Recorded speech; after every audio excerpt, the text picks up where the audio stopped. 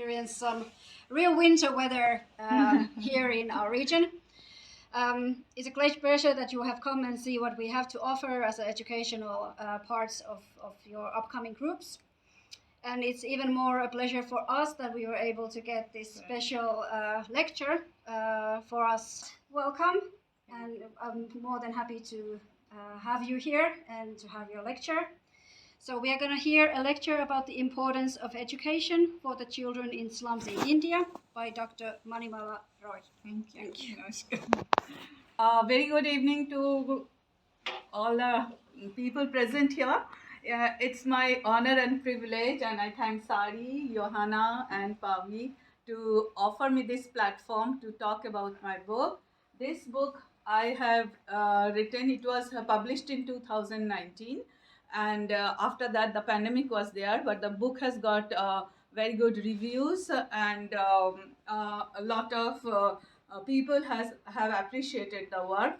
So when Delhi is almost pointing to the sizzling summer ahead, we have come to Finland, and we are enjoying the cold climate of this city, of this country, and we have just visited the Santa Claus's place. And but we have seen the warmth of people and the warmth of their hearts here. So I am an economist by training. When I was working in the 90s, I found that you might have heard about the economic reforms that India had undertaken in 1990s.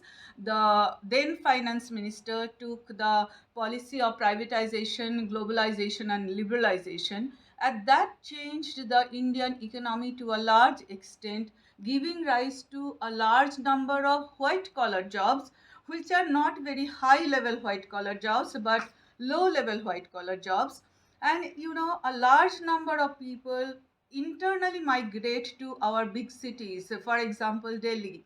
Mumbai is having the largest share of that, having the largest slum areas, followed by Delhi. So before 1991, the migrants who used to come to the metro cities would take their children along for doing household work or whatever they are doing, and because an extra pair of hands would mean some extra income for the family. But after 1991, when privatization and liberalization came, the wages of daily wage earners also had gone up in the metro cities. So from other states, people who came to work there had higher level of wages, and they also realized the opportunity that had been created for them in the form of low level white collar jobs. They knew that children from upper income level are not going to come and take up these jobs because their aspirations are much higher, but their children, if they go to school and have some minimum basic education and good communication skills, they would grab these jobs, and that will be a change for the future. So they started sending their children to school, and strangely, in India, we have broadly two types of schools. So one run by the government and which is free for all the students, and the other run by private individuals and or private groups, but the students there will have to pay tuition fees and other fees for their education.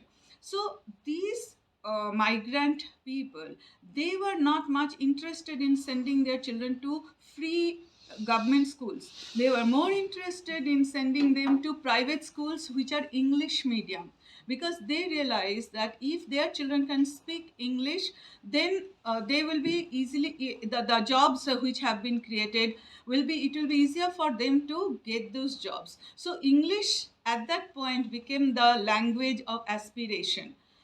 Now, my study was basically for my PhD thesis, but later on I turned it into a book. I worked on it. The study shows, or I have collected a lot of data. The study shows that the deeper the penetration of literacy into a social segment, the higher the economic well-being of them. So the slum children whom I have interacted with, and I will like to share, it's not easy to go and work in the slums.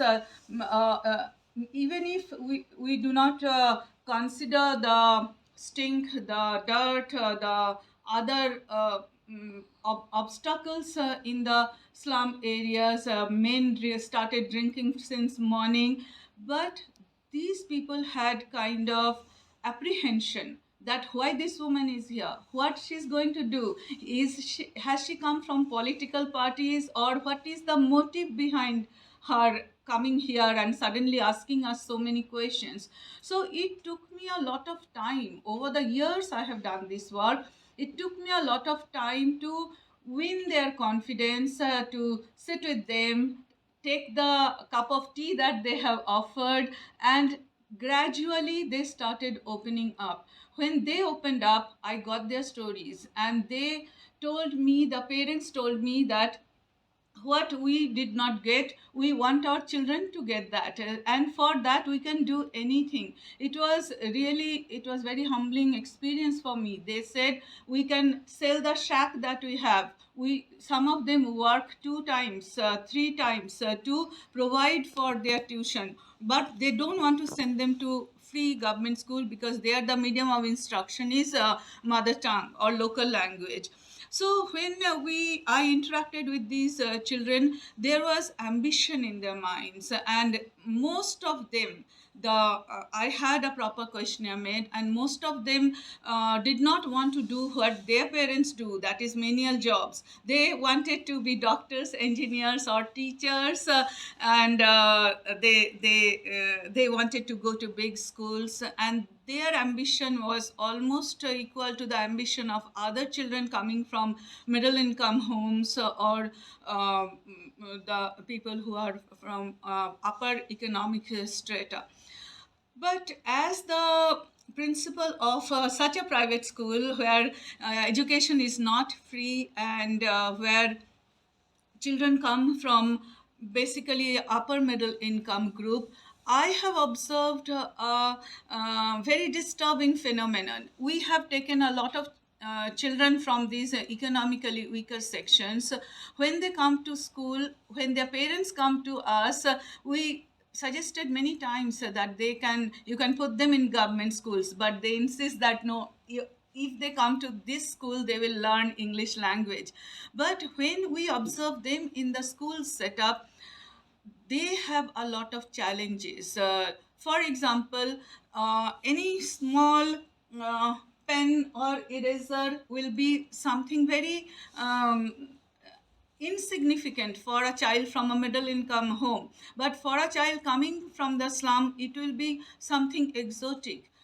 Moreover, when they grow up a little, they are in the adolescent age group, they develop a dual life. I am witness to this dual life of these children. They all the time compare their situation with the situation of children coming from higher income groups, and they feel they have big cars, their parents go on holiday abroad, they have their parents have so many facilities for them, and we live in this small shanty towns. We do not have anything.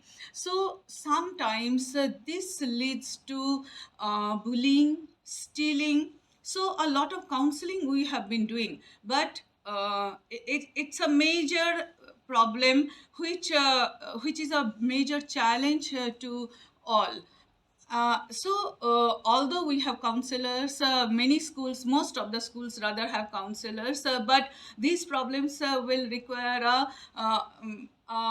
handling for a long time. Moreover, when I interacted with them, I have seen them, they want to be a lawyer, but they do not know how to become a lawyer. There is no one at home to help them because they are mostly first generation literates. So when they go back home, they do not have any idea how to reach that point which they aim at.